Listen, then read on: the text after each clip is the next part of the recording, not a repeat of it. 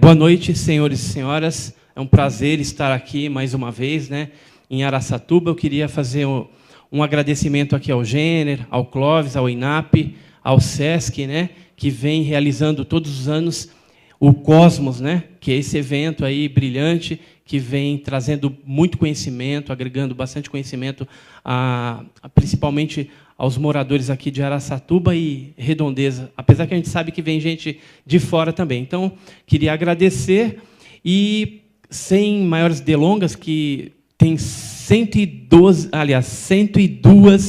telas de PowerPoint. Então, eu vou fazer um pupurri aí, uma miscelânea ufológica em ordem cronológica. A gente vai fazer uma viagem aí no tempo, né, vindo lá dos primórdios até coisas mais recentes. E a intenção dessa palestra é assim, não esgotar o assunto, mesmo porque não dá. Cada caso abordado dá uma palestra aí de 2 horas, 3 horas. Se pegar Varginha, dá 4 horas falando. Então, vão ser flashes, e dentro desses casos clássicos, a gente vai estar trazendo novidades. Eu tenho certeza absoluta que os senhores sairão daqui, pelo menos, com 3 novidades, coisas falar. Isso eu não sabia a respeito desses casos ufológicos, porque a ufologia, a gente tem observado aí que é uma miscelânea muito grande, né? Tem vários aspectos, tem a parte de abduções, de pousos, a contatologia, tem a parte da ufoarqueologia, enfim, é um assunto bem fascinante e, sem sombra de dúvida, e não me alongando mais, quem que vai estar operando aqui? Você mesmo. Você fotografa, filma e opera. Então, legal. Então, vamos para o próximo aí. Então, o tema, né? Antigos enigmas versus novas descobertas. Vamos começar aí pela ufoarqueologia. Não sei se o Gêner já deu algumas palestras aqui em Araçatuba, em outros lugares também, a respeito da ufoarqueologia. Então, tem vários deuses aí, em várias partes do mundo, que têm sido registrados pelos povos primitivos, e tem algumas coisas assim que parecem que seriam tipologias dos OVNIs, dos objetos voadores não identificados, ou seja, os tripulantes que são relatados nos dias de hoje se aparentam muito com essas figuras. Então, nós temos ali algumas figuras em Utah, Estados Unidos, Itália, em Valcamonica, na Itália, no Brasil, em Formosa, em Goiás. Próximo. E esses deuses e seres de aparência estranha em pinturas rupestres, em esculturas pré-colombianas, também eles têm aparecido bastante. Então, tem ali na África, Austrália, que é a Vondina, a deusa da Via Láctea.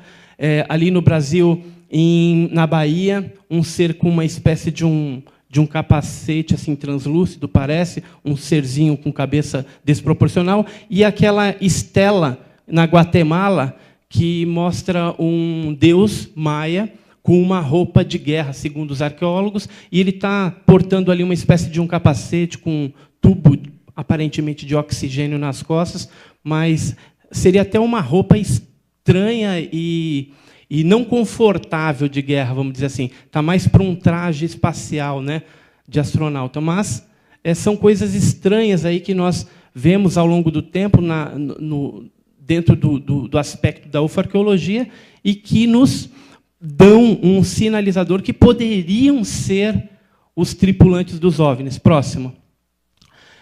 Supondo que esses registros nas pinturas rupestres sejam os tripulantes dos OVNIs, dos objetos voadores não identificados, como que seriam suas naves? Também tem nas pinturas rupestres de várias cavernas, paredões aí dessas civilizações primitivas, algumas estruturas que lembram, inclusive, croquis dos dias atuais, onde os primitivos, lá há 10 mil anos, há 13 mil anos, 12 mil anos, 8 mil anos, enfim, em várias épocas, têm mostrado aí alguns aparatos que se assemelham aos OVNIs da atualidade. Então, ali nos Estados Unidos, que é uma concepção artística, né, dos primitivos vendo um suposto OVNI, né? Próximo. Aí tem no Brasil um objeto lá em Varzelândia também, que lembra muito o disco voador com a cúpula.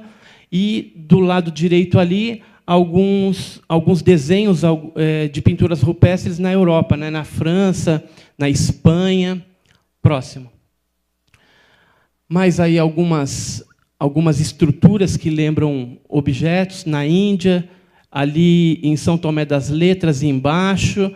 Em cima são cavernas do norte do Brasil. Próximo. Então, aí agora vamos nas novidades, né? Que isso daí as pessoas têm visto, ufarcologia, essas pinturas rupestres e tal.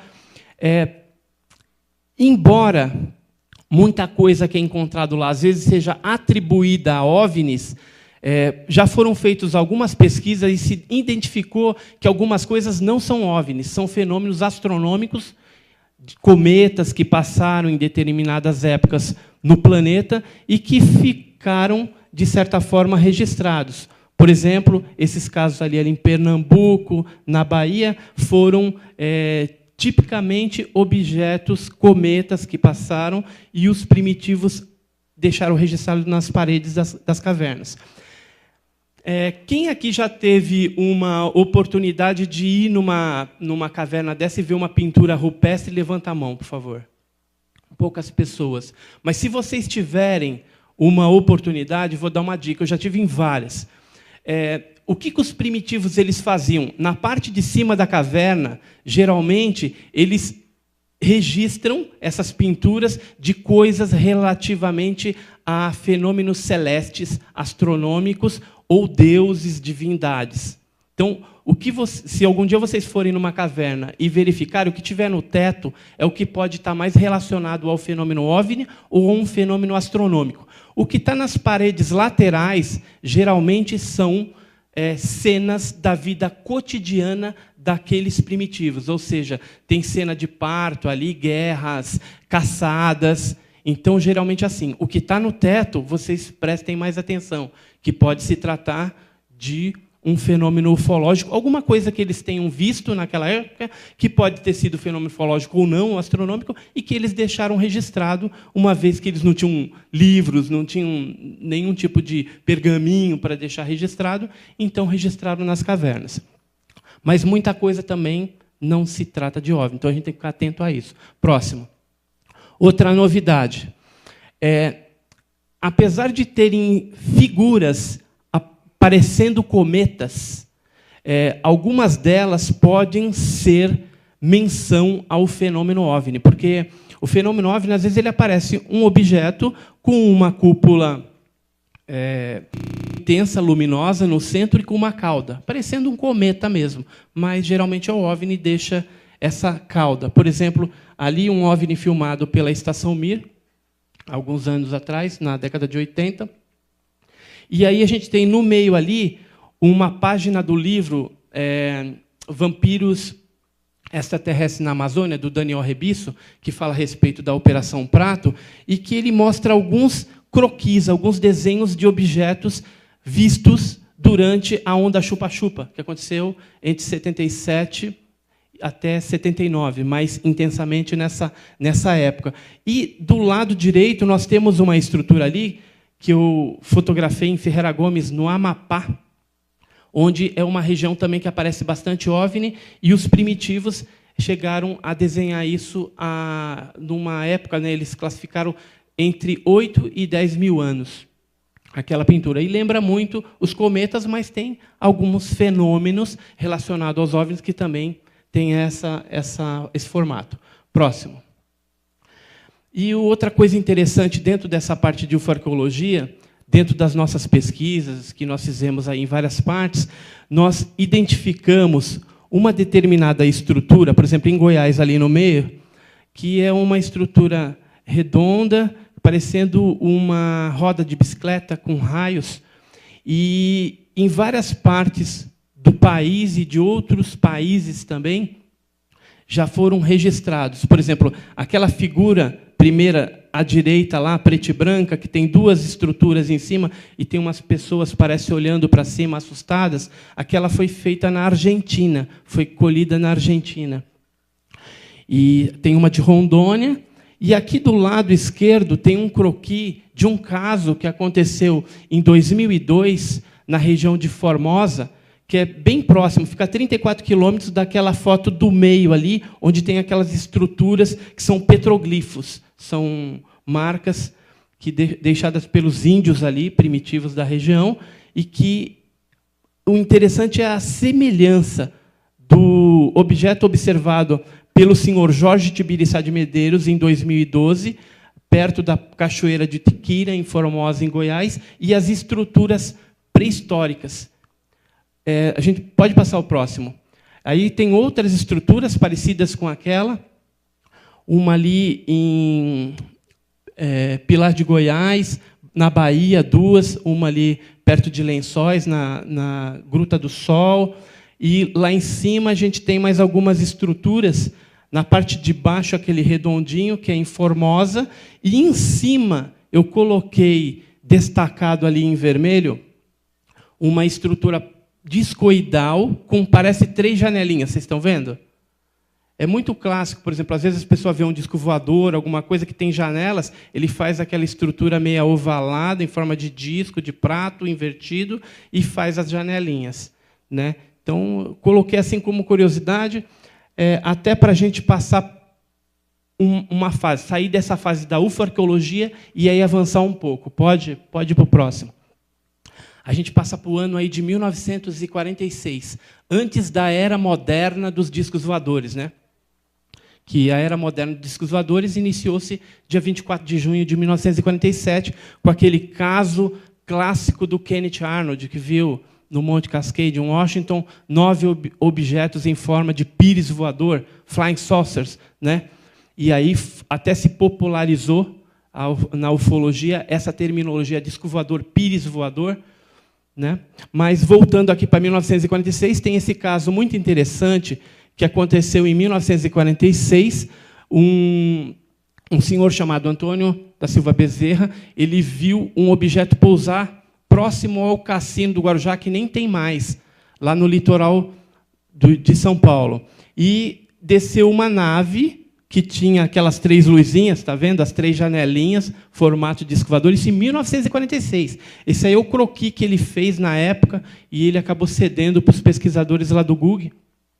E o interessante é que, dentro dessa estrutura estranha para a época, 1946, desceu seres de quase 3 metros de altura, quase 2 metros de altura, com 3 dedos nas mãos, e ele tinha um formato humano no corpo, mas o rosto ele era semelhante ao dos felinos, a um gato.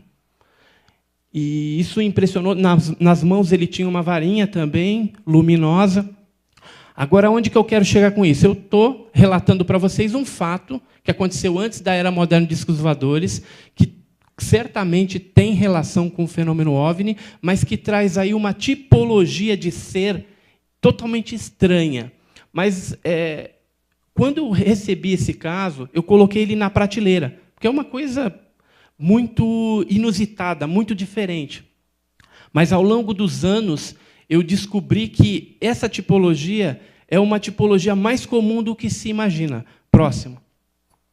A tipologia normal, ela traz vários tipos de seres, mas esse tipo de felino ele não é apresentado nas tipologias clássicas, ou mais conhecidas pela ufologia brasileira. Próximo. Mas, ao longo dos anos, eu descobri, por exemplo, que em 1972, só voltando um pouquinho antes, o que eu fiz? A partir do momento que eu soube desse caso de cara de gato, como a gente tem uma rede muito grande de ufólogos, eu lancei para eles e falei assim, você conhece algum caso onde teve alguma criatura aparecendo ser humano com cara de gato? Vou procurar nos meus arquivos. Aí eu comecei a receber informações. Então, um dos primeiros casos que eu recebi foi esse da Argentina, de 72, que também são seres altos, de macacão azul, com corpo humano e cara de gato. Depois, o Tiago Tiquete, lá de Brasília, me passou alguns casos da década de 90, de seres também parecido com os felinos. E, em 1996, a gente pegou um outro caso também interessante numa região de Poranga, no Vale do Ribeira, no interior de São Paulo, onde a gente vai ver daqui a pouco algumas coisas interessantes também.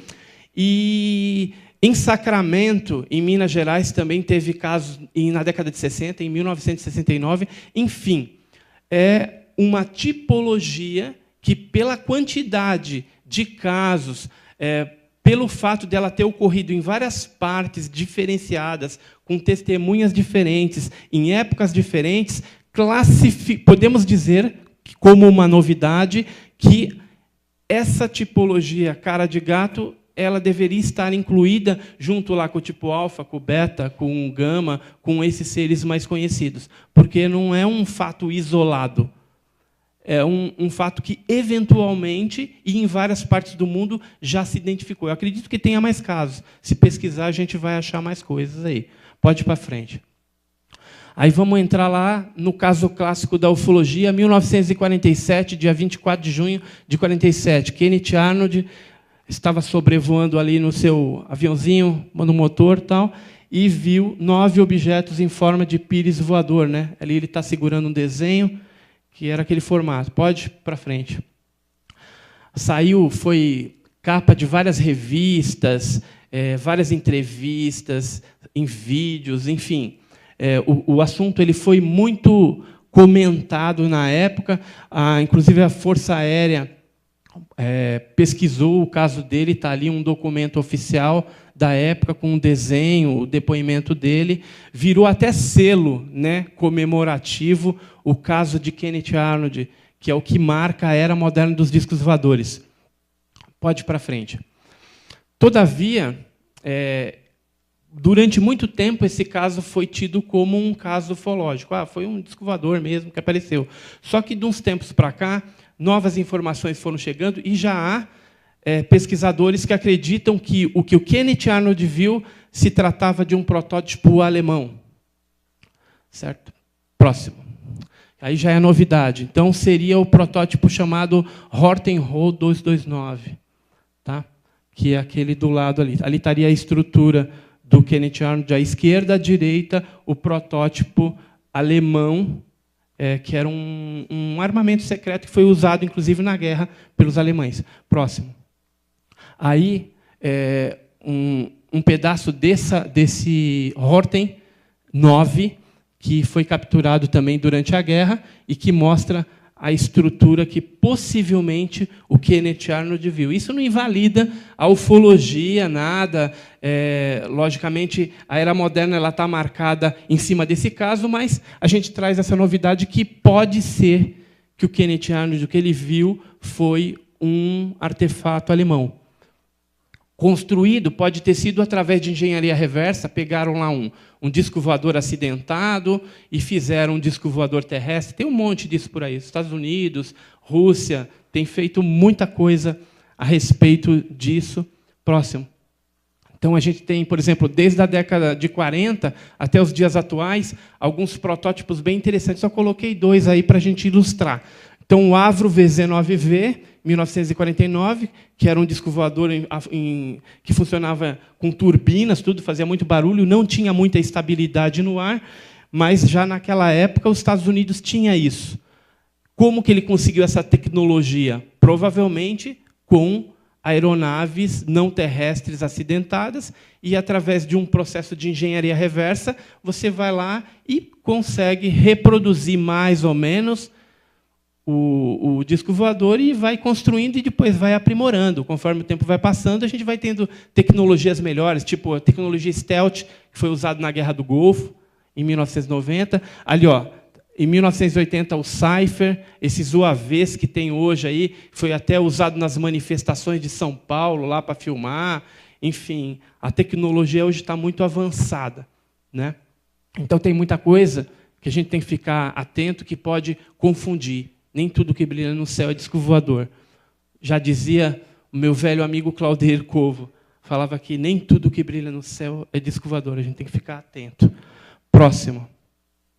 Bom, agora vamos pular de 47 já para 57 direto. Um caso clássico. Quem ouviu falar na queda de um objeto, explosão, em Ubatuba, em 1957, levanta a mão. Uma quantidade aí razoável de pessoas, mas muita gente nunca ouviu falar nesse caso. É um caso antigo, clássico da ufologia. saiu em várias revistas. Então, o que aconteceu? Na Praia das Toninhas, em setembro de 57, um objeto veio se aproximando, explodiu, esses fragmentos vieram chegar na praia, o Exército e a Marinha foram lá, recolheram isso, alguns fragmentos recolhidos, próximo, foram parar na mão do Ibrahim Suede, depois o doutor Olavo Fontes, mais Coral Jimmy Lorenzen, que era da APRO, investigaram isso, pegaram alguns fragmentos também, mandaram analisar em laboratórios lá dos Estados Unidos, foram analisados também em laboratórios brasileiros, próximo. Ali está um laudo assinado pela Luísa Maria Barbosa, deu como resultado 99,99% de magnésio puro.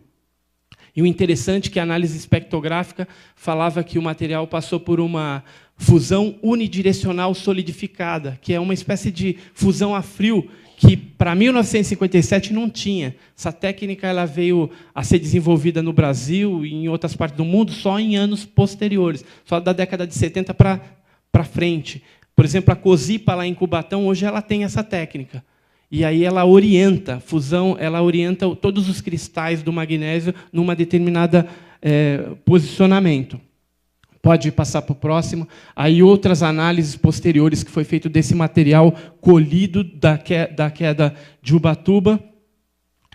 Uma delas foi feita na Universidade do Colorado, outra foi feita no Instituto de Tecnologia da Califórnia e outra foi feita na Universidade lá em Paris, na França. Todos confirmaram um alto grau de pureza de magnésio, todas as análises. Agora, onde estarão os fragmentos hoje? A gente sabe que alguns fragmentos foram para o Exército, outros para a Marinha. Mas eles vão liberar isso para a gente? Não. Dificilmente não. Mas, próximo. Aí vem a novidade. Alguns documentos americanos liberados recentemente já falam a respeito do caso de Ubatuba, lá, Ubatuba Beach, Praia de Ubatuba, 1957. Alguns documentos do projeto Blue Book também falam alguma coisa a respeito dessa explosão. E, conversando com a Andrea Simondini, que tem um museu lá na Argentina, elas falaram que tinham um fragmento desse de Ubatuba, que receberam de um pesquisador que aposentou argentino, que tinha recebido de um pesquisador brasileiro. Então, elas têm um fragmento preservado deste caso. Próximo. Aí, as argentinas, a mãe e a filha, Simondini, elas têm um museu chamado Vision OVNI, na Argentina, na província lá de Entre Rios, e lá estão uns fragmentos que elas dizem que seria do objeto de Ubatuba. O que seria interessante era convencê-las a pegar uma lasquinha desse material e fazer uma nova análise para ver se realmente dá 99,99% de magnésio, de concentração de magnésio, que aí estaria provado que, de fato, é um fragmento real deste fato bem interessante. Então, a novidade é essa, que existe ainda esse fragmento, mas não em solo nacional, lá na Argentina. Mas o próprio Gevaer tem bastante contato com a Simondini lá, poderia, de repente, conseguir, Gevaer, falar com elas para ver se elas arrumam um pedacinho e mandam analisar de novo, porque elas não fazem. Falou que não faz. Elas não quiseram dar. Então, um americano tentou oferecer uma caminhonete em troca, elas não quiseram dar, mas está lá. Pelo menos trouxe as fotos aí, que elas me passaram por e-mail, para que os senhores vissem esse fragmento, esse suposto pedaço de Ubatuba. Próximo.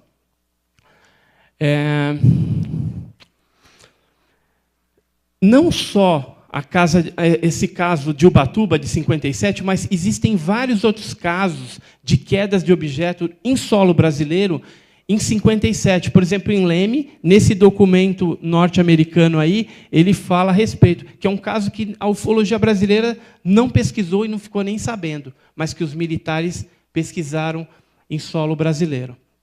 Próximo. Em 57, nós tivemos também... Deixa eu só abrir uma água aqui.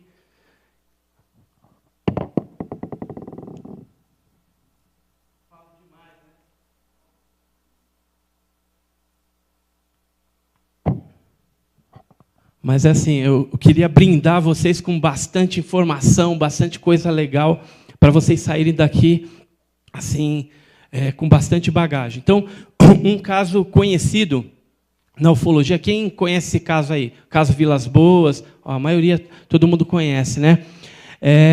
Um caso que aconteceu em São Francisco de Sales, Minas Gerais, envolveu um lavrador que ele foi levado para dentro da nave, quando ele estava trabalhando no campo, lá na roça, o objeto desceu, aí ele foi pego por umas criaturas extremamente fortes, foi levado para dentro da nave, e supõe-se, né, ele conta lá, que teria tido até uma espécie de uma relação sexual com uma suposta tripulante, que a gente não tem como afirmar que ela era uma extraterrestre, não dá para saber, mas era uma tripulante de feições, de uma tipologia um pouco diferente. É bem assim, humanoide, mas um pouco diferente. E esse caso ele foi reportado durante muito tempo como a primeira abdução no Brasil. Foi o primeiro caso de abdução. Todo mundo fala isso. Hoje eu vou mostrar para vocês que tem um outro caso que aconteceu antes. Próximo. Então, é o caso Vilas Boas, está ali o Vilas Boas com a esposa no Rio de Janeiro, quando ele veio passar por alguns exames também, o doutor Olavo Fontes, um advogado conhecido, ele pesquisou esse caso também, ele tinha umas manchas que ficaram no corpo depois do contato. Ele também chegou a observar dentro da nave uma inscrição diferenciada de uma linguagem que ele não entendia. Então, é um caso bem clássico, bem conhecido. Próximo. Qual que é a novidade? Algumas pessoas até sabem, mas o Vilas Boas ele foi levado aos Estados Unidos para reconhecer outras escritas em outras naves. Foi levado para uma base e lá ele foi levado para ver certas escritas. Segundo o Vilas Boas, ele disse que olhou lá, disse que não era parecido com o que ele tinha visto no Brasil. E depois teve uma segunda vez que ele foi chamado novamente para ir para lá, mas ele já estava de idade também, aí ele não quis ir. Ele pegou e recusou e não foi. Mas teve esse lance aí dele ser levado aos Estados Unidos e lá nos Estados Unidos ele olhar naves que foram capturadas pelos militares norte-americanos e que tinham inscrições também, e os americanos estavam interessados em saber se aquelas inscrições que tinha na nave que eles capturaram era a mesma coisa que ele tinha visto em 16 de outubro de 1957 aqui no Brasil, em São Francisco de Sales. Próximo. Então, a primeira abdução, agora mostrando para vocês, trazendo, não seria esse caso do Antônio Vilas Boas. Tem um outro caso que a gente, inclusive, esteve no dia 21, 22 de 7 de 2010, lá em Campinas, entrevistando a própria testemunha, que é o senhor José Florencio, aquele senhor de cor, ali à direita. E, durante essa entrevista, estava o professor Carlos, lá de Campinas, Pablo Villarrubia, que é consultor da revista UFO, e é um escritor espanhol, e eu, e mais o abduzido, que é o José Florencio. Próximo. O caso dele teria acontecido em Campinas, São Paulo, em 1931. 1931. Né? Antes da era moderna dos discos voadores também. Aí está o desenho do objeto que ele teria feito. O caso foi pesquisado na época por um pesquisador já falecido chamado Cataldo Bove. Tá? Próximo. O ser que ele viu seria o primeiro aqui, ó, 1971, Campinas. Ali é o croquis do ser, como que ele estava vestido. Tinha umas antenas também no capacete. E aí eu coloquei um comparativo interessante para mostrar que esse tipo de ser que foi visto pelo José Florencio, lá em Campinas, em 1931, também tem um caso clássico, o caso Tiago Machado, foi pesquisado pela FAB, pelo Cioane, em 1969, que aconteceu em Pirassununga, que é muito parecido. Inclusive, aqueles detalhes no braço é parecido nos dois casos. E, no caso da Operação Prato, 1977, no norte do Brasil, especificamente Chapada das Mesas, no Maranhão, também tem um ser lá com capacete, antena no capacete, e a vestimenta tem aquelas marcas, ou insígnias no braço. Então, casos de épocas diferentes, com seres aparentemente da mesma tipologia atuando aqui no nosso país. Próximo. Aí o José Florencio, novamente, com o jornal da época, contando o caso dele. O interessante é que, no caso dele, ele foi abduzido, passou por uma série de experiências, e depois ele voltou e teve algumas feridas, alguns hematomas nas costas, no corpo, e ele ficou internado no hospital, que a mãe dele era lavadeira lá, então facilitou as coisas. Tá? Então, é um caso bem interessante. Esse aí também daria umas 2 horas, só a palestra do caso. Eu tenho tudo em vídeo gravado também, o depoimento dele, os detalhes, mas só para mostrar para vocês essa novidade que a primeira abdução no Brasil, 1931, e não o caso de 1957, do Antônio Vilas Boas. Próximo. Outro caso clássico, Trindade, polêmico também, daquelas fotos feitas pelo Almiro Baraúna no dia 16 de janeiro de 1958, a bordo do navio Almirante Saldanha. Eles estavam indo numa missão, Ano Geofísico Brasileiro. Naquela época era o... Como que chama aquele presidente? Juscelino Kubitschek. E o Almiro Baraúna teria tirado essas fotos, algumas pessoas teriam visto um objeto em cima da ilha de Trindade, caso de 58. Pode ir para frente. Vários jornais da época, revista Cruzeiro, relataram esse caso. A própria revista UFO também trouxe várias informações recentes a respeito do UFO em Trindade, alguns depoimentos. Tal. Próximo. Ali está a sequência das fotos tiradas pelo Almiro Baraúna, uma sobreposição de fotos. Ali a trajetória que o objeto tinha feito. Só que ficou aquela polêmica. As fotos do Baraúna é verdadeira, é falsa. Alguns parentes vieram falar que ele tinha trucado as fotos, outros já defendem, falam que não é, não é. Os militares, a Marinha, não libera toda a documentação a respeito desse fato, apesar que tem o SIC hoje, né, Serviço de Informação ao Cidadão, você pode pedir as coisas lá, mas os caras ficam enrolando e não resolve muita coisa, liberam as coisas a conta-gotas, é muito complicado, os ufólogos têm pedido aí, mas têm sentido essa dificuldade na pele. Próximo.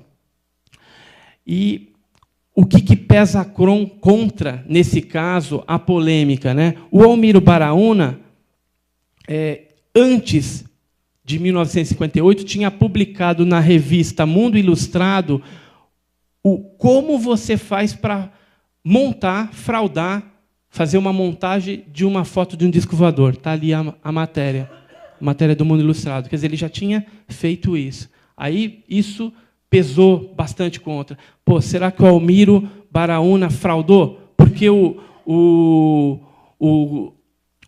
dos militares, o Bacelar, que estava dentro do navio, ele disse que, quando foi reveladas as fotos, ele chegou a olhar os negativos, mas não viu nada lá. Depois o Baraúna levou para casa, depois apresentou os negativos, ampliações e tal, e aí aparece o objeto. Então, ele poderia ter feito alguma montagem, alguma trucada? Poderia. Ele sabia essa técnica? Era um cara especialista? Era. Ele já tinha feito uma matéria na revista Mundo Ilustrado, mostrando como fraudar? Tinha. Então, isso é uma coisa que pesa contra. Mas tem alguma coisa que pesa a favor de que alguma coisa foi vista. Próximo. Eu conheci essa pessoa aí, que é o Amilar Vieira Filho. Ele foi funcionário do Banco do Brasil, eu trabalho no Banco do Brasil ainda. Na época, ele trabalhava na Cassex. E aí a gente chegou a conversar algumas vezes.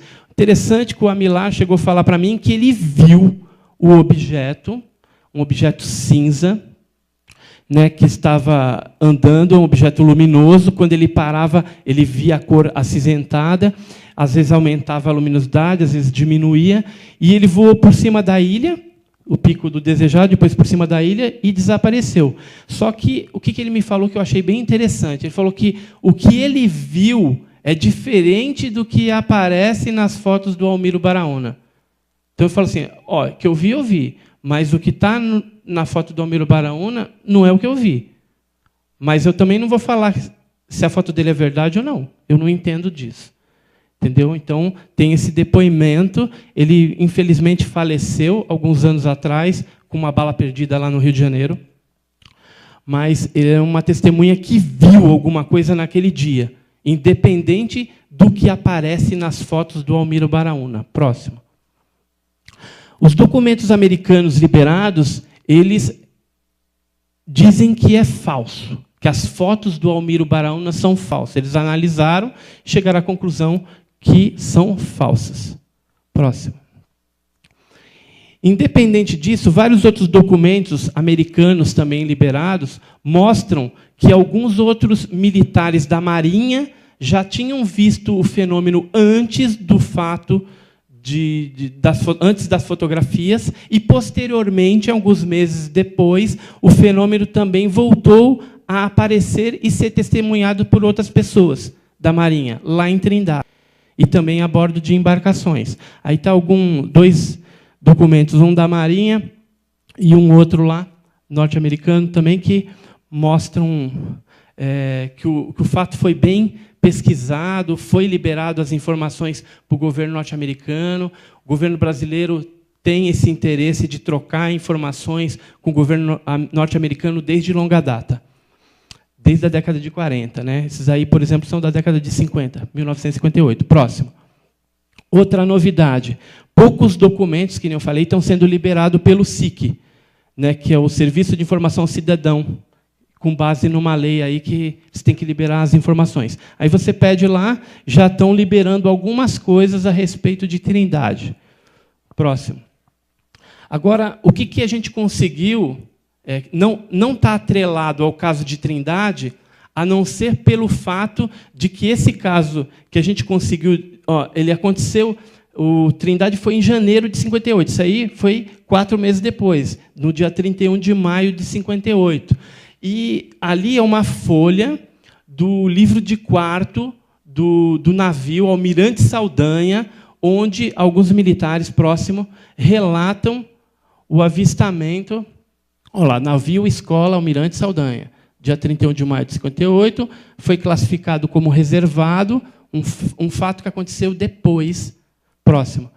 E fala ali, avistado um objeto aéreo não identificado. Foi visto por várias pessoas, Geraldo Augusto, Márcio de Faria, Miguel Cury, além do Pedro Steinhagen, filho, que era o primeiro tenente lá. Isso ficou registrado no documento que a gente conseguiu agora liberar através do SIC. Como que nós conseguimos? Dá para voltar umas 2 telas? Nós conseguimos por causa desse livro, que foi escrito por um militar, e é um livro da Biblioteca do Exército e que conta algumas coisas a respeito do caso de Trindade e fala a respeito desse caso que aconteceu no dia 31 de maio de 58, posterior, no mesmo navio. E naquela região eles viram um fenômeno ufológico. Próximo. Vamos pular agora a mais algumas quantidades de anos, vamos para a década de 60. O caso Tiago Machado, que eu até comparei ali com o caso do José Florencio, de 1931, que era o mesmo tipo. O caso Tiago Machado, ele é o caso número 28, pesquisado pela FAB, Força Aérea Brasileira, através do CIOANI, Central de Investigação de Objetos Aéreos Não Identificados, CIOANI. E esse CIOANI, ele tinha à frente o brigadeiro José Vaz, lá do 4º Comar.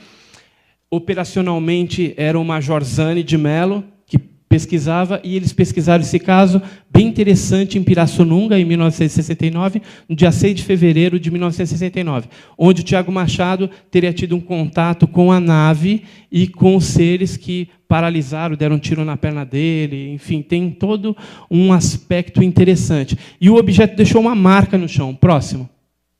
Essa marca, né, com os buracos ali, essas fotos preto e branco é o que os ufólogos hoje têm por aí. Ninguém tem um material assim de melhor qualidade. E eu, alguns anos atrás, com a minha esposa, a gente foi em Blumenau, Santa Catarina, conseguimos reaver o material de um pesquisador pioneiro, inclusive vai sair uma matéria na revista do Jevaer sobre a Operação Prato, em breve, e depois eu estou já escrevendo uma outra, viu, Jevaé? Sobre esse negócio aí de um material que a gente conseguiu de um pesquisador pioneiro da ufologia, que ele não era brasileiro, que ele trocava informações lá fora também, e o material dele, ele morava lá em Blumenau, a gente conseguiu reaver todo esse material, um material rico, e aí eu vou mostrar para vocês fotos coloridas desse caso, do caso do Tiago Machado, coisa que ninguém tem. Então, a novidade é essa. Próximo. Antes, porém, da gente ver as fotos coloridas, também foram liberados alguns documentos do caso em inglês. Ou seja, muitos casos do Ciuane, o próprio major Gilberto Zani de Mello, que era o comandante operacional do Ciuane, me falou, numa entrevista na casa dele, que eles vertiam todos os relatórios para o inglês e mandavam para os Estados Unidos. Isso está lá em algum lugar. Algumas coisas estão vazando. Esse é do caso Tiago Machado. Tá aí os croquis, todas as anotações em inglês. Tá? Próximo. E comprova também esse intercâmbio. Aí as fotos coloridas inéditas do local do pouso, feita por esse pesquisador, lá de Blumenau. Próximo. Um outro caso, pesquisado pela Força Aérea Brasileira, um caso de pouso também. A Força Aérea pesquisou vários casos de pouso. É o caso de pouso de Ibiúna, de 69, acontecido com o senhor Caneco, aquele japonês que está sendo entrevistado pelos militares ali. Ali está o tenente Carvalho e tem um outro tenente médico ali que fica analisando o psicológico. Naquela época, em 69, ele ficava olhando o psicológico das testemunhas para ver se a pessoa não é louca, não é meio pirada aí, porque está falando que viu disco voador, viu pousar e tudo mais. E esse caso de Ibiúna, acontecido no dia 7 de junho de 69, ele é interessante que ele tem farto material, tem relatório, tem fotos, tem slides do local, tem os croquis coloridos, tem os desenhos do objeto avistado. Próximo. Aí, ó, algumas fotos do local, os croquis coloridos. Próximo. Agora, os militares, naquela época, eles não atentaram para um fato. Como a sociedade da época era machista, então o que elas fizeram? Entrevistaram só o senhor Caneco. Só que as testemunhas foi o senhor Caneco, a esposa dele também, que é a dona Kyoko, aquela que está ali no meio. O seu Caneco, aquele lá em cima, que já tinha falecido. Eu e a minha esposa fomos até Ibiúna, algum tempo atrás, e repesquisamos o caso. E o que acontece? A Força Aérea se ateve apenas ao pouso, à marca física. Só que, conversando com a dona Kyoko, ela, inclusive, tinha o binóculo da época, de 69, e ela falou, olha, quando nós olhamos aquele objeto que estava pousado no campo de beisebol, nós vimos seres se mexendo dentro daquele objeto. Ou seja, eles viram seres. Só que isso não tem nos relatórios oficiais militares. Nós só descobrimos através da repesquisa do caso, onde nós conversamos com a dona Kyoko, com o filho dela que esteve no local e viu as marcas também. Então, é muito importante que a ufologia faça isso também, repesquise os casos, porque, às vezes, vem à tona detalhes que estavam obscuros ou que não foram atentados pelos ufólogos que fizeram aquela investigação inicial. E foi o que aconteceu nesse caso. A novidade é que, além do pouso, foi visto seres também dentro da estrutura. A repesquisa a gente fez em 2008. Próximo. Agora vamos pular para a década de 70. Aí. Operação Prato, um caso bem conhecido de todos, todo mundo já ouviu falar em Operação Prato. A revista UFO tem dado bastante atenção a esse fantástico material coletado pelo 1º Comando Aéreo do Pará, e que teve à frente, durante 3 meses, o coronel Uranger Holanda, e, naquele cantinho de lá, o sargento Flávio, que fez a maioria das filmagens Super 8, 8mm, 16mm, e também tirou mais de 500 fotografias. Foi muito material. Embora o que está sendo liberado para nós, para a comunidade ufológica, muito pouco, ainda só a pontinha do iceberg. Muitas coisas boas ainda não vieram à tona, nem os vídeos, muitas fotos nítidas também não vieram à tona, mas aos poucos também a gente vai garimpando e vamos conseguindo botar a mão em algumas coisas que vocês vão ver aí. Então, mais de 500 páginas de documentação foram geradas, né, com croquis. É muito interessante esse caso. O que era a Operação Chupa-Chupa? Só para dar um resumo. Eram luzes que vinham, jogavam foco de luz em cima das populações ribeirinhas do Pará, do Maranhão, e sugavam, extraíam pequenas porções de sangue, de material líquido, junto com o sangue das testemunhas. As pessoas ficavam fracas, tinham náuseas, dores de cabeça, e a gente sabe até que houve até 2 pessoas que vieram a óbito, provavelmente não por causa do fato, mas porque também já era meia fraca de saúde, alguma coisa assim, e deve ter piorado com a situação. Mas a maioria não faleceu, mas tinha paralisia, tinha náusea, né, ficava fraca durante um tempo, e algumas levaram as sequelas por muitos anos. Só para ter uma ideia da Operação Prato. E isso aí, esse fenômeno assolou aquela região do Belém do Pará, Maranhão, depois partiu para o Amazonas por bastante tempo. Próximo. O que eu vou trazer de novidade, né? Porque a Operação Prato também é bem amplo. Documentos oficiais foram liberados pela FAB, alguns, mas tem muitos que estão faltando. Tem alguns que já estão na mão dos ufólogos, mas a Força Aérea ainda não liberou. Estão faltando as fotos e os vídeos Super 8 e 16 milímetros. E os vídeos, a gente ficou sabendo através de um amigo que eu tenho lá em Brasília, militar, que os vídeos ilegalmente foram reclassificados novamente e então só estarão liberados para a população em 2027. Tá? É uma sacanagem total da Força Aérea Brasileira. Aí algumas fotos, inclusive esta daqui, ó, essa foto aqui, se vocês olharem, pode procurar na ufologia, vocês não vão ver essa fotografia em lugar nenhum, porque os militares não liberaram. Isso é novidade. Próximo. Houve continuidade da Operação Prato após 1977. Essa é uma palestra que eu vou estar dando lá em São Paulo e também vai ser objeto de um artigo que eu fiz para o GEVAER falando a respeito se houve continuidade. E houve continuidade, sim. O Irangê pesquisou de setembro até dezembro de 77, depois fez algumas investigações até 79, de cunho particular. E nós, levantando aí alguns documentos, algumas coisas, e conhecendo alguns outros militares, descobrimos que o fenômeno foi investigado até 1983. Nós conseguimos documentos de 79, de 81, de 82, coisa que não foi liberada pela Força Aérea ainda. Tá? Então vai estar. E ali a trajetória, saindo do Maranhão, passando por Belém, entrando para dentro do estado do Amazonas, indo até o finalzinho, quase na divisa da Venezuela lá. Então ele fez essa trajetória, um fenômeno inteligente também. Tá, detalhes, maiores detalhes, próximo. A gente vai estar mostrando aí na revista UFO, na 103, aí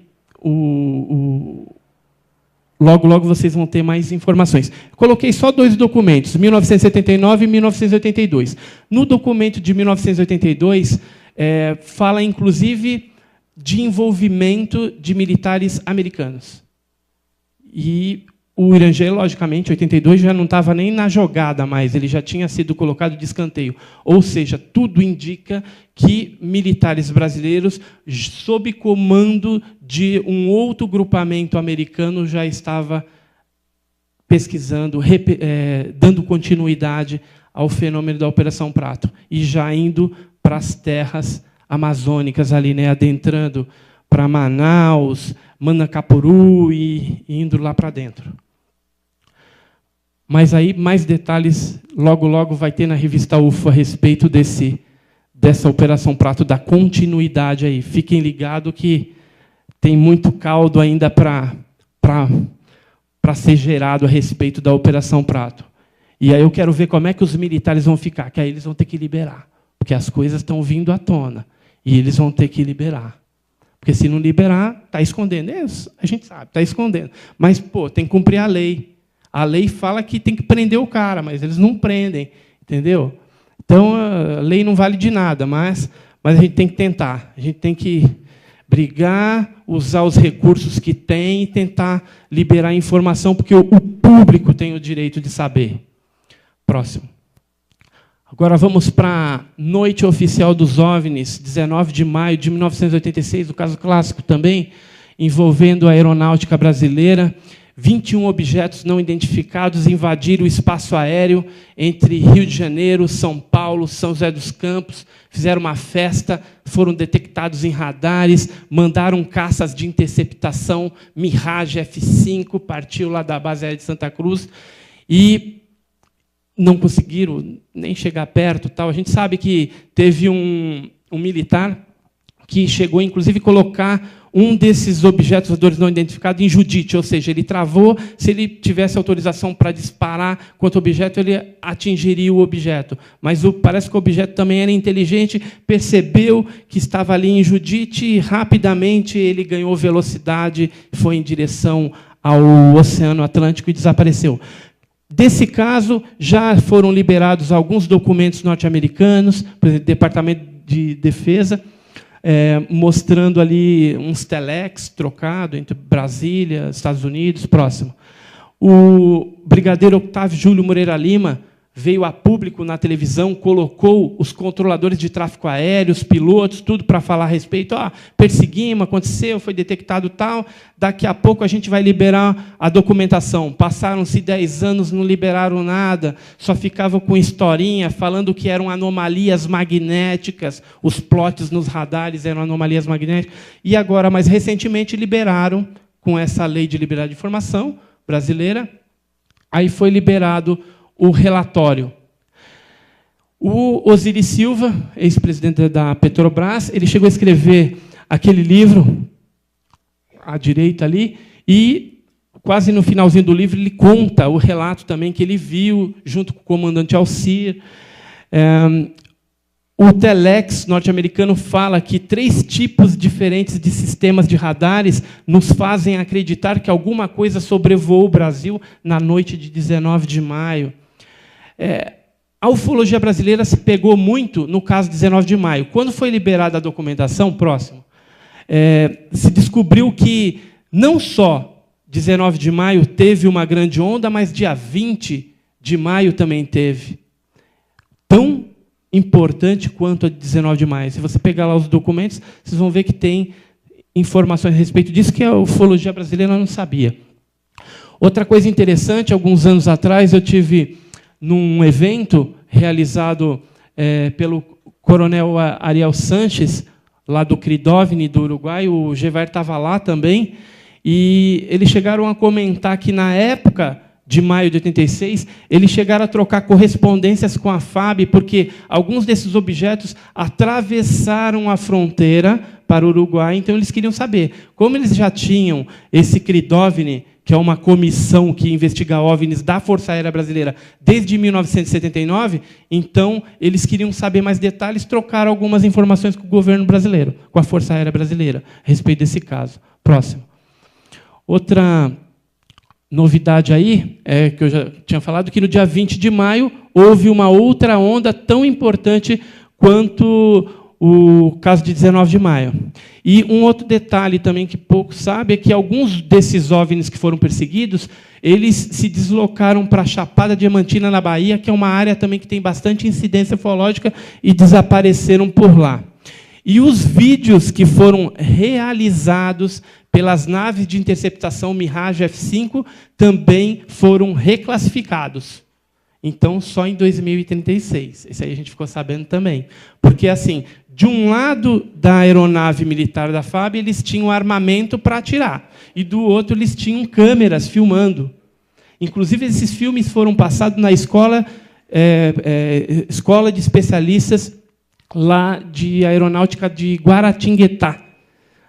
Na década de 90, os filmes foram passados, algumas pessoas lá viram alguns militares, alguns civis, e eram luzes, tá, que foram filmados, mas tem também tem as filmagens de 19 de maio de 86 que os militares estão escondendo. Próximo.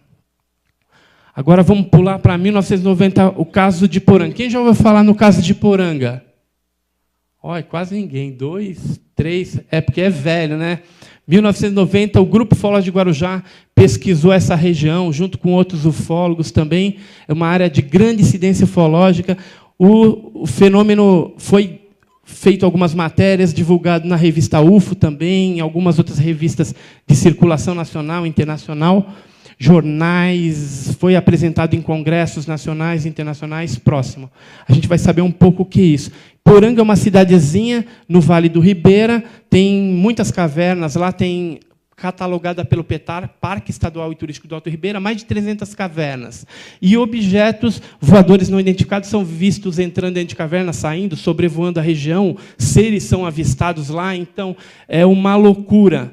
Você chega lá na cidade e pergunta para qualquer matuto, para qualquer morador da região, ele vai falar que já viu alguma coisa, já viu alguma luz, já viu algum objeto, já viu alguma coisa pousada, já viu algum ser diferente, algum ser luminoso, já viu a mãe do ouro, já viu o boitatá, enfim, começa a levar também para o lado folclórico.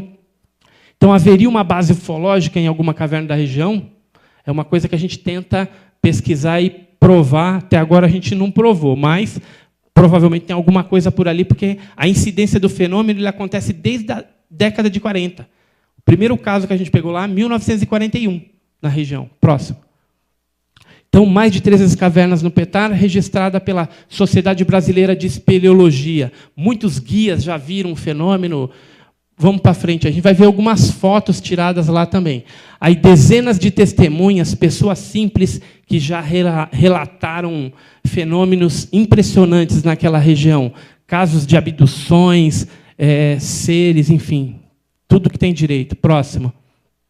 Aí a região, no Mirante do Alto da Boa Vista, no Vale do Betaria, a 25 quilômetros de Poranga, onde aparecem os enigmáticos avistamentos. Próximo. Aí algumas fotos tiradas em várias épocas pela nossa equipe de pesquisa, ali tirado pelo Jamil Villanova, em 91, em 95 também pelo Jamil Villanova. Foram feitas muitas vigílias nos anos de 1990 até o ano 2000. Próximo. A gente só vai ver algumas, tá? São dezenas de fotos. Mas ali de 95, de 99, próximo. 99, em cima do morro, aquela luzinha branca é uma estrela, que é uma estrela de grande magnitude, e aqui é uma sonda bem no topo do morro. Ali um outro objeto também com cauda, no ano 2000, parecido àqueles cometas também, lá na região, próximo. Então, por que os OVNIs se manifestam nessa região? Vale a pena conhecer lá, tá? Porque a gente acha que as bases serviriam de esconderijos. O local é bem ermo, né? É dentro do PETAR, Parque Estadual e Turístico do Alto Ribeira. O local é onde se encontra também bastante minério, ouro, prata, chumbo. Tem algumas mineradoras lá que ainda extraem, algumas já desativaram. Próximo. Recentemente, qual que é a novidade? O programa lá do Balanço Geral, em 2008, teve na região e filmou esse fenômeno lá também. Nós também filmamos em 91. Próximo. Aí o fenômeno que foi filmado pelo Balanço Geral, tá, em 2008. Próximo, mostrando a continuidade do fenômeno. Esse aí é um outro garoto, chamado Pedro Henrique Slompo, lá da região, que ele também fotografou o fenômeno lá do outro lado da serra, que é a serra entre Apiaí e Itaoca. Mas é a mesma região ali. Próximo. Isso já em 2011. E, recentemente, no dia 29 de maio até o dia 2 de junho de 2013, deste ano, nós estivemos lá fazendo uma nova investigação. Eu, meu cunhado Joseph, a minha esposa Margarete, a esposa dele, a Mari, o Jamil Villanova. E nós entrevistamos várias testemunhas que disseram novos casos que aconteceram lá na região. Próximo. Inclusive, o Salatiel, que é aquele ali que está dando entrevista para mim, que teria visto um ser luminoso azul. E ele falou, só estou contando para você porque a Nilva, que é guia, também viu. Pode perguntar para ela que ela também viu próximo do lugar onde eu vi. A mesma coisa. Por isso que eu tenho coragem de falar para você. Próximo. E aí, o local, a gente acabou fazendo algumas vigílias novamente no local. A gente percebeu lá que a prefeitura aplanou um determinado morrinho lá, dando uma estrutura melhor para aquelas pessoas que querem ir lá e passar a noite, de repente, fazer uma vigília. Próximo. Aí a gente já se preparando para a vigília, com as câmeras fotográficas, tudo. Próximo. E aí nós fotografamos no dia 1º de junho de 2013 esse fenômeno. Meu cunhado fotografou bem ali no meio da serra uma evolução de uma bolinha, uma coisa que a gente não sabe, no meio do matão lá, próximo. E fotografamos também aquela luz azul e uma luz vermelha que nós não sabemos o que é. Além de fotografar farol de carro, outras coisas lá que a gente já está acostumado com a região, sabe? Tem antena, tem umas luzes verdes, né, Margarete? Que é de luz mesmo. Mas aí a gente já conhece muito bem onde que tem estrada, onde tem isso, onde tem aquilo, para justamente descartar tudo aquilo que não se trata de fenômeno estranho, que é realmente explicável, uma coisa convencional, um farol de carro, alguma coisa assim. Mas isso aí foi uma coisa estranha que a gente viu, inclusive, de forma isenta, a gente passou esse material para um outro pesquisador fazer análise para depois nos dar a análise desse material. Agora, o mais impressionante eu vou mostrar agora para vocês. A gente estava fazendo o levantamento da região, tirando foto dos morros lá e tudo mais, e numa das fotos que nós batemos da paisagem, apareceu um negócio, que a gente mandou analisar ainda, a gente não tem o resultado, mas essa semana, o Joseph, meu cunhado, falou que parece que ele já vai me passar o resultado, vou mostrar para vocês. Foi de dia, tá? Próximo. Que é isso aí. Então, a gente estava fotografando, saiu aquela luz estranha, redonda. Geralmente, que a gente vê pássaro, tem asa, tudo, e tem um formato característico. Esse negócio é bem redondo mesmo, é muito estranho. E a gente não viu. Isso a gente não viu. E está numa área onde muitas pessoas relatam que fenômenos estranhos aparecem. Tá? Então, a gente não chegou a ver esse fenômeno, a gente mandou analisar, até para ver o que é, porque a gente não viu. Tá? Mas é um negócio estranho, diferente. Foi uma sorte tremenda. Isso foi no dia 1º de junho. Próximo. Oi? Risco na vertical? Eu acho que é da tela, não é? É da tela. Ó. Tem nada a ver. Olha lá, em todas tem. Ó. Então, a dica, ó, visite Poranga, desfrute suas belezas, faça uma incursão em caverna, que é muito legal lá para fazer caverna, o boia cross também, e reserve uma das noites, vai lá no Mirante, leva a sua câmera, filmadora, fotográfica, e se tiver sorte lá, você vai pegar também, porque o fenômeno é antigo, e é muitos anos que a gente vai lá, e de vez em quando a gente dá sorte. Tá? Próximo. Caso Varginha. Quanto tempo que eu tenho ainda, só para saber? Hã? Tá, então vou tentar correr. Caso Varginha. Todo mundo sabe aí, né? A imprensa divulgou bastante. Próximo. Um caso pesquisado pelo Birajara Franco Rodrigues, Vitório Pacatini, aquela equipe toda, as meninas viram, todo mundo conhece, já viu alguma coisa a respeito de Varginha. Próximo. O que a gente tem de novidade do caso Varginha? Ali a gente tem uma simulação da segunda captura, e durante a segunda captura, próximo, a gente conseguiu um documento que foi classificado como documento 1, que fala a respeito de utilização de armamento para atingir uma das criaturas que era peluda. Tá? Então, tem ali uma parte de um documento que foi redigido, a gente não tem original, mas a gente está correndo atrás também para liberar algumas coisas a respeito de Varginha, está muito difícil. Próximo. Recentemente foi liberado um inquérito militar, próximo. E eles falaram que era um Mudinho, que é um cidadão lá de Varginha, mas na época das investigações de Varginha já tinha sido descartado que esse cara que tem problemas mentais lá, que não tem nada a ver com ET, que ele chama Luiz Antônio de Paula. Próximo. Tem algumas contradições do caso Varginha, que é interessante a gente falar. Para explicar a grande movimentação de militares na ESA, eles disseram que naquele dia tinha ocorrido recepção de novos recrutas, sendo que isso ocorreu na semana seguinte. Próximo. Para explicar a movimentação de caminhões do Exército em Varginha, disseram que os veículos foram enviados para a empresa Automaco, né, para balanceamento das rodas e alinhamento da direção, sendo que os veículos foram vistos no sábado, no domingo, na segunda-feira, sendo que no sábado e no domingo a empresa não tem expediente, está fechada. Próximo. Para explicar a movimentação no hospital regional, disseram que foi por causa da exumação do corpo de um jovem que se enforcou. Só que isso aconteceu depois, foi no dia 30/1/96. E não tem nada a ver o Exército, bombeiro, um monte de gente lá envolvido nesse negócio. Próximo. Hospital Humanitas, disseram que foi por causa da chegada de novos equipamentos utilizados em transplante do coração. Por isso que estava aquela movimentação toda. Mentira. Próximo. Para explicar a grande movimentação na Unicamp, né, que o ET foi levado lá para a Unicamp, em Varginha. Eles disseram que estavam acompanhando os estudos das ossadas dos mortos do Araguaia, sendo que as ossadas já estavam lá há 4 anos. Né, não chegou lá em 96, já estava há 4 anos. Estava desde 92. Próximo.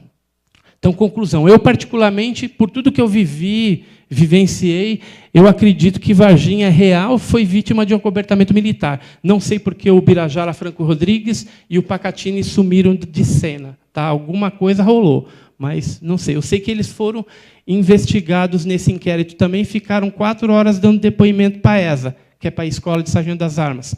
Na época, eu sofri também... fizeram ligações, ameaçando essas coisas. Eu sei que alguns ufólogos também saíram de cena por conta de algumas coisas que aconteceram no caso Varginha. Então, é bem complicado, mas eu acredito que muita coisa ainda vai vir à tona. Próximo. Caso da queda de Tucano. Vamos só passar. É um vídeo que foi feito no litoral. Próximo. E o objeto passou e a asa do avião Tucano, da Esquadra da Fumaça, acabou saindo. O que a gente tem de novidade desse caso? Que um capitão da base disse que é impossível o Tucano perder a asa e não entrar em parafuso, não girar. Ele, imediatamente. E ele foi sustentado. Quem vê o vídeo vê que foi sustentado. Ou seja, uma força diferente sustentou aquela aeronave. Nós localizamos algumas testemunhas oculares, aquele garoto que viu o objeto pousado, levantou, dividiu em 3, e um foi na direção aonde estava tendo a Esquadrilha da Fumaça e aconteceu o acidente aéreo. E a FAB não libera os documentos através do SIC, apesar de a gente pedir. Próximo. Intercâmbio entre Brasil e Estados Unidos. Desde a década de 50 que existe. Ó. Tem documento aí do projeto Blue Book, Departamento de Defesa, de um caso de 67 na base aérea de Canoas. Próximo. E, assim, de novidade, alguns documentos em inglês do caso de Crixás, que é um caso pesquisado pela Força Aérea, já está sendo liberado aí. Próximo. Outro caso de Lins também, casos em inglês estão sendo liberados, fotos dos militares brasileiros também, já foram liberados algumas coisas. Próximo. Então, mostra esse intercâmbio. Foto e filme de 1980 a 2000. Eu separei só uma foto aí, que antigamente a gente tinha fotos bem nítidas, eram feitos estudos, análises bem completas. Essa foi feita pelo Cifet-IBI, foi dado como autêntico, essa foto tirada pelo Eliezer Sanches Correia, em Sumaré, em 1980. Uma foto bem nítida durante o dia. E inclusive, é relatado o caso naquele livro do Omar Bueno, e tem as análises também. A ufologia brasileira deveria voltar a esse tempo e fazer análises mais completas e disponibilizar isso para a ufologia. Próximo. Foto e filme 2001 em diante, a gente tem um monte de coisa que não tem nada a ver. Embu das Artes, pipa com LED, né? Próximo. UAVs, aparelhos, brinquedos, pássaros, erros de interpretação. Então, tem muita coisa que tem ocorrido aí que a gente tem que ficar prestando atenção, que nem tudo que brilha é disco voador. Próximo.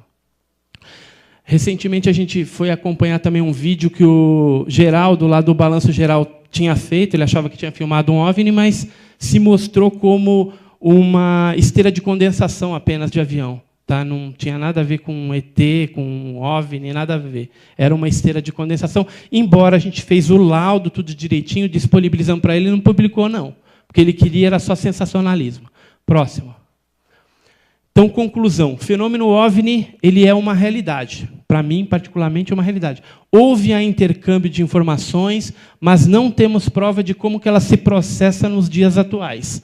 O acobertamento militar persiste, apesar de haver, na atualidade, a Lei de Liberdade de Informações e o SIC, para a gente retirar esses documentos. E a atenção dos pesquisadores deve ser redobrada, tendo em vista a modernidade, né, as fraudes crescentes e a alta tecnologia que a gente tem disponível atualmente, que pode, eventualmente, confundir. Próximo.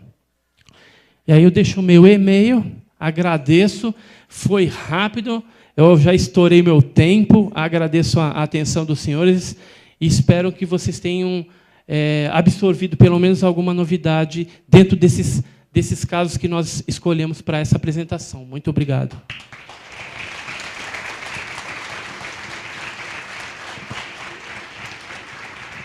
A gente vai abrir para 2 perguntas. Pode ser que alguém quer fazer alguma pergunta?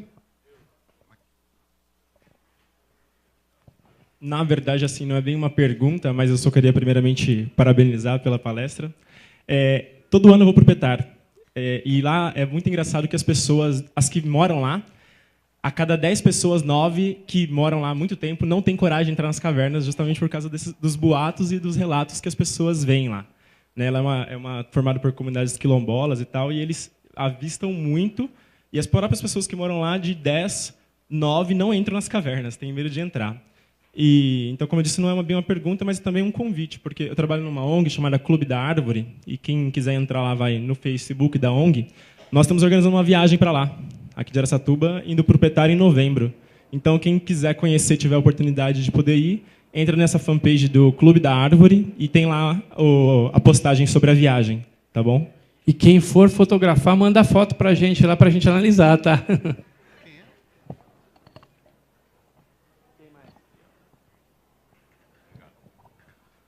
Sobre o caso Operação Prato, teve um desenvolvido, acho que era militar, que acabou ficando depressivo e se suicidou, não teve isso? Como?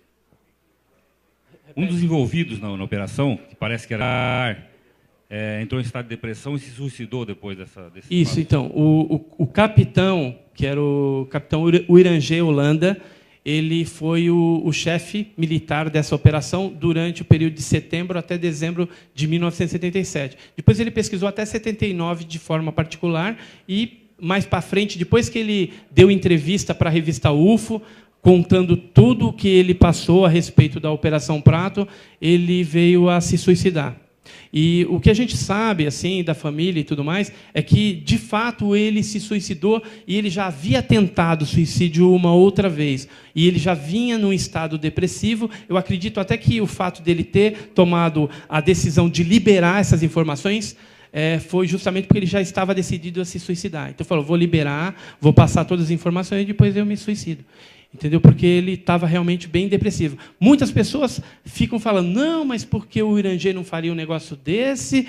Porque ele devem ter suicidaram-no, mataram ele, porque ele falou, mas eu particularmente não acredito nessa hipótese.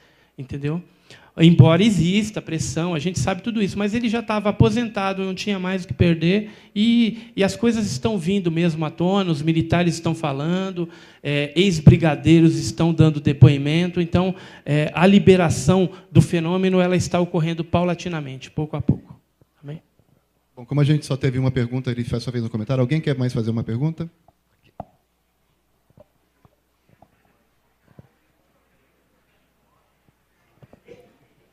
Com relação ao caso Varginha, foram 2 ufólogos que pesquisaram, né? O Ubirajara e o Vitório Pacatini. O Ubirajara foi chamado para prestar depoimento no inquérito policial militar, de repente virou a casaca, falou que não havia prova de ET lá, e hoje ele não acredita em extraterrestre. Fala que nada foi provado. O Vitório Pacatini sumiu, ninguém acha nem mais fumaça. Eu queria saber se vocês foram atrás dos familiares dele, porque não é possível uma pessoa desaparecer desse jeito. Onde está Vitório Pacatini? Na verdade, os dois principais, o primeiro foi o Birajara, depois o Vitório Pacatini, sabendo do caso, foi para lá, ele era do grupo do Uvo Branche Aleixo, e aí foram agregados mais 5 pesquisadores, que formou o grupo dos 7, que era o Birajara Franco Rodrigues, Vitório Pacatini, Claudeir Covo, já falecido, eu, Edson Boaventura Júnior, Jamil Villanova, Eduardo Mondini e Oswaldo Mondini. Depois foi Gevaer, se agregou, mais a Irene Granque, mais o Marco Antônio Petit, que inclusive chegou a filmar um dos militares. Enfim, teve uma galera bem grande de pesquisadores que pesquisaram conjuntamente esse caso. No caso do Vitório Pacatini, ele não quer falar mais, virou a casa, tem os motivos dele, a gente não sabe. O Vitório Pacatini, eu sei onde ele está no interior de Minas, está com uma empresa, está super bem, não sei onde ele arrumou dinheiro, entendeu? Mas ele está super bem, eu sei porque ele tem conta no Banco do Brasil lá também, então só que ele não responde e-mail, não atende celular e não quer mais saber, entendeu? E foi os dois que empunharam a bandeira de Varginha. Então, alguma coisa aconteceu. A gente não sabe o que aconteceu. Eu posso falar por mim. O caso do Varginha é autêntico, sim. Na época, seres foram capturados, naves acidentadas foram capturadas, foram levados para os Estados Unidos. Toda a operação de captura foi coordenada pelo tenente-coronel Olímpio Vanderlei. Estava presente o sargento Pedrosa, o tenente Tibério, o cabo Vassalo, o soldado Cirilo, o soldado Demelo, tinha o pessoal do bombeiro, entendeu? O Palhares lá, o coronel Maciel, enfim, estou falando aí o nome da galera toda que participou. Teve sim, entendeu? Foi capturado, alguns seres foram levados para os Estados Unidos, 2 seres, um vivo e um morto, foi levado para a Unicamp, o Badam Palhares, mais o Conrad Metz, um alemão, mais uma junta de médicos, cada um na sua especialidade, analisaram o ser vivo e fizeram a necrópsia no ser morto, entendeu? O vivo deram até alface para o bichinho lá, entendeu? Então, o negócio é sério, foi sério, algumas pessoas faleceram, Marco Elixerese, que era um militar, policial militar, faleceu, enfim. Eu não vou me alongar mais, porque o caso Varginha dá uma palestra de 4 horas, só para você ter uma ideia de tudo aquilo que a gente vivenciou, experienciou, testemunhas de credibilidade, casos e fatos concretos que aconteceram e que, infelizmente, hoje, alguns colegas que empunhavam a bandeira viraram as costas. Mas a ufologia é assim mesmo. Alguns colegas devem ter o seu preço, não sei. Eu tenho o meu preço também, só que nunca ninguém chegou ainda no meu preço. Entendeu? Enquanto não chegar no meu preço, entendeu? Eu vou continuar falando, entendeu? Porque a gente quer ver uma ufologia séria, uma ufologia transparente, onde vocês têm que saber o que está acontecendo. A revista UFO faz um trabalho de informação muito bom. Esses congressos organizados pelo GENE, pelo SESC, pelo INAP, é excelente, porque está divulgando. Vocês têm o direito de saber. Os militares não têm o direito de esconder. Embora eles tenham seus motivos. Né? O cobertamento militar existe porque tem alguns motivos. Nós entendemos, mas eu acredito que a população mundial está preparada para receber essa realidade. Até no Fórum Mundial Econômico foi discutido, né, a respeito da descoberta extraterrestre, o que isso impactaria economicamente no país, entendeu? Então, é bem interessante todas essas coisas, a gente tem que ter a mente aberta, mas ficar atento que, dentro do caso Varginha também, tem muita coisa podre, ou seja, tem muita coisa que não é, tem coisa que é, tem coisa que não é. Então, procure saber, veja com direitinho, passa um filtro, e aí você vai descobrir a verdade. Tá? A verdade, ela não está nem num extremo nem outro. A verdade, ela está na mediania das coisas. Não está nem no extremismo por um lado, no extremismo científico, ou na loucura mística. Ela está no meio das coisas. Então, sigam por um caminho reto. Prezem pela verdade, que aí a gente vai ter uma ufologia séria nesse país. Que eu vejo com muita alegria que a gente já caminha por esse caminho, né, de seriedade, de liberação. E eu acredito até que a palestra do Gevaer vai falar isso, da liberação, da perspectiva do futuro. Então, eu vejo com muita alegria que a gente está indo pelo caminho certo. Obrigado. Obrigado, Edson Boaventura.